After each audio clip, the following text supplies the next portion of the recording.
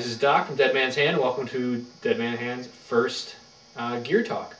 Our goal for this is to really talk about some issues, performance issues, marker reviews, gear reviews, through time as the team progresses. Behind the camera is Hellfire. You won't see him, you may hear him once in a while. He's waving, believe it or not. Special thanks to like Modern Intel, SAS Necro, all those guys for kind of encouraging us to come out and do these videos. So today, what we really want to focus on is talking about some of the issues we've had with the T68 Gen 6. We had some mag release issues, which I'll talk about and show you some new mags. Initially in my write-up that I have on our website, if you have a chance, check it out. This is where Steve puts a little website across the top of my... right there. Alright, so check out our website. I did a written review of how to modify your mag well, which I will show you here, and we'll get some close-ups so you guys get a better idea. As well as hopefully we'll get to an MKV review. I picked that up a while ago, enjoying it, and we'll go from there. So, the Gen 6, this is kind of a Gen 6.5. It has the thumb safety selector switch, like the Gen 7s that the current Gen 6 or old Gen 6 did not. As you can tell, Hellfire did a little modification to his. We'll take it down, just this magwell portion off here in a bit, and go over it. Again, this came from the website, mostly for the Gen 4s. We're having similar issues with the mags not releasing. Our first run out with these, fresh out of box, field paint, Poco Loco paintball field, we had a lot of chopping issue. And what we found was that the mags, if Hellfire wants to get a close-up, this little release pin here is very small and was actually getting pinched in the release mechanism inside the mag well.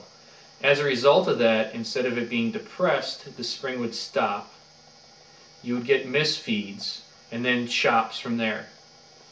We were having also some issues as a result of that. I was having to take the mag out and the spring and balls not being lined up, slamming it home like this. The spring would shoot back around and smash the balls inside the mag themselves.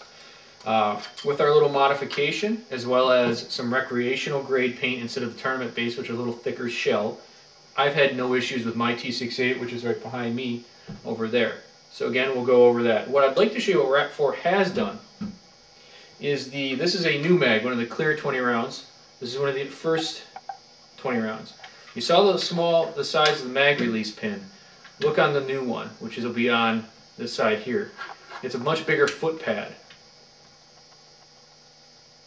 Alright, so that foot pad solves part of the problem that we had with the mag release. There's damage actually on these mag release pins from the metal from the frame, pinching it instead of actually depressing it. So Rack 4 is working on some of the issues, which is great. They got some better quality control than they did before. Now what I'm going to do is I'm going to take this mag well off and show you what you guys have to do for this fix. Again, check out our website. This was on a written review if you guys didn't follow. Hopefully this way we can get a view of it. So, alright guys, got the screws out. Just make sure you do set aside your bolts because they are two different sizes. The ones on the left side of the breech are shorter than the ones on the right side. All you do is take the 4 screws off, pull this straight off. There's your mag well. Alright, if you take a look here, you can see the modification we've already done. If you look straight in here, you can see this gray compared to the rest of it. We've extended the actual mag pin release by using putty.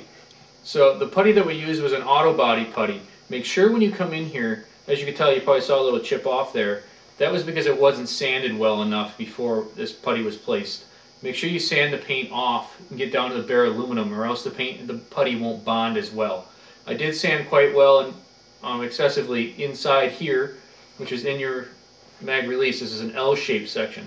You need to extend this one part that goes into the leg of the L. And there's a picture on our write-up, and we'll also put pictures intermittently in the video.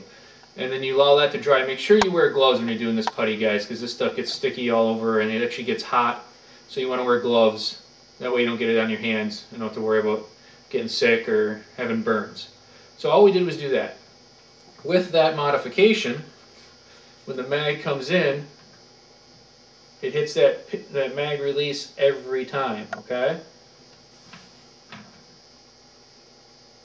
That way we don't have to worry about it missing or pinching. With the new mags, it's not an issue at all. It's at mag release. Alright?